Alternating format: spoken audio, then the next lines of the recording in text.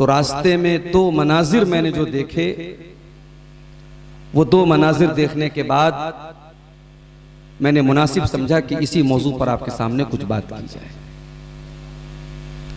हमें से हर इंसान एक फैमिली से ताल्लुक रखता है। हम किसी के बेटे हैं, किसी के शौहर हैं, किसी के बाप हैं।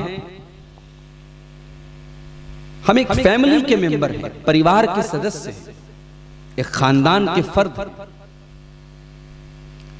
और हर इंसान अपनी फैमिली से प्यार करता है, अपने परिवार से मोहब्बत करता है। हर इंसान ये चाहता है कि उसके परिवार के ऊपर कोई मुसीबत ना आए, और अगर किसी के ऊपर कोई मुसीबत आती है तो सबसे पहले उसके परिवार के लोग ही उसको बचाते हैं। जो मुशाहदा है, जो तजर्बा है, वो यही है। सवाल ये है कि जिस फैमिली से और जिस परिवार से हम इस कदर मोहब्बत करते हैं, उस फैमिली की आखिरत के लिए हम क्या मेहनत करते हैं। दुनिया की तकलीफों से अपने बच्चों को हम बचाते हैं, अपनी बेटियों को हम बचाते हैं। जहन्नम की आग से अपने परिवार को बचाने के लिए हम क्या कोशिश कर रहे हैं। मुबारकपुर का इलाका, मऊ का इलाका, बनारस का इलाका, ये तीन इलाके करीब करीब के हैं। और यहां का जो कल्चर है, जो रहन सहन है, वो ये माना जाता है कि मिलता जुलता कल्चर है। अक्सरियत बुनकर पेशा है, अंसारी बिरादरी के लोग हैं। उनके दरमियान जो उठने बैठने का जो तौर तरीका है, जो रहन सहन है, जो कल्चर है, वो सेम है। बाकी इलाकों में मिसाल दी जाती है कि साहब मऊ के अंदर, मुबारकपुर के अंदर, बनारस का भी किसी जमाने में जिक्र होता था। अब चूंकि बनारस काफी तरक्की पर गया तो बनारस का जिक्र कम होता है कि साहब इन इलाकों में पर्दा बहुत अच्छा होता है। मुसलमान लड़कियां जब भी घर से निकलती हैं, पर्दे में निकलती हैं।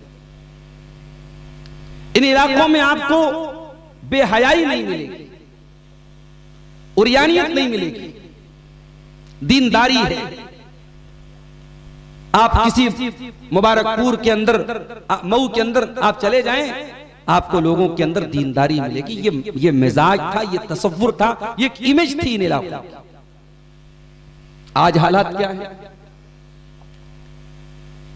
हाईवे से जब हम लोग शाहगढ़ के रास्ते से जब मुड़े हैं मुबारकपुर के लिए, रास्ते में हमारे कार के आगे कार जा रही थी, और उस कार में वो जो छत को ओपन करने वाली कार होती है, शायद उसको ओपन रूफ या रूफ टॉप क्या बोलते हैं, वल्लाहु आलम। बड़ी नौजवानों में उस कार की बड़ी क्रेज भी होती है। वो कार हमारे आगे से जा रही थी। कार का ऊपर का ढक्कन खुला है और 3-4 बुर्का नशीन लड़कियां जो हैं वो माशाअल्लाह उस में से अपना सर निकाल करके वो कैमरा हाथ में लेकर के एंजॉय कर रही है। उनका बुर्का और उनका लिबास ये बता रहा था कि साहब वो इसी इलाके की, मुबारकपुर के और आसपास के इलाके की हैं, और वो इस तरीके से राह चलते उस छत की रूफ में से अपना सर निकाल करके एंजॉय कर रहे थे। कुछ आगे हम लोग और आगे बढ़े। जब मुबारकपुर में हम लोग दाखिल हुए तो एक भाई ने हमें बताया कि मौलाना यहां जो है वो फ्राई बड़ी मशहूर है, यहां लड़के लड़कियां फ्राई खाने के लिए आते हैं। मैंने देखा कि दर्जनों की तादाद में बुर्का नशीन लड़कियां निकल रही हैं। मैंने कहा यहां कोई मदरसा चल रहा है क्या? नहीं, बोले यही फ्राई की जगह, यहीं से फ्राई खा के निकल। ये अब आपके मुबारकपुर और मऊ की ये शनाख्त बन रही है। कुछ दिनों पहले मैं हैदराबाद गया, रात के तकरीबन 1-2 बजे दोस्तों ने कहा चलिए मौलाना आपको चाय पिलाते हैं। मैंने सोचा भी रात में कोई होटल खुला होगा, बाज होटल होते हैं हाईवे वगैरह पे 24 घंटे खुले रहते हैं, चाय पी लेंगे चलो। अब वहां एक होटल है बहुत बड़ा, नीलोफर होटल हैदराबाद में। मेरा ख्याल है रात के 1 बज रहे थे।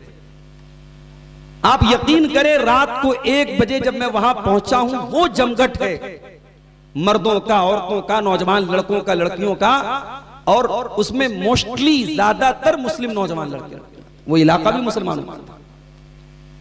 ये इस कौम की हालत है मेरे भाई।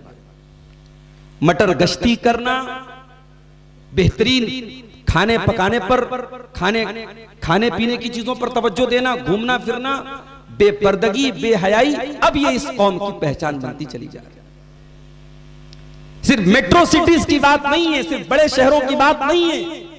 अब मऊ, मुबारकपुर, बनारस जैसे छोटे शहरों और कस्बों की भी जो नौजवान नस्ल है, जो लड़के हैं, जो लड़कियां हैं, बेहयाई के वो सारे जरासीम अब हमारी कौम के अंदर मेरे भाइयों हर जगह पाए जाते हैं। इन हालात को आप सामने रखिए और कुरान मजीद की वो आयत जो मैंने खुतबा मसनूना के बाद पढ़ी है, जरा उस आयत को आप देखिए।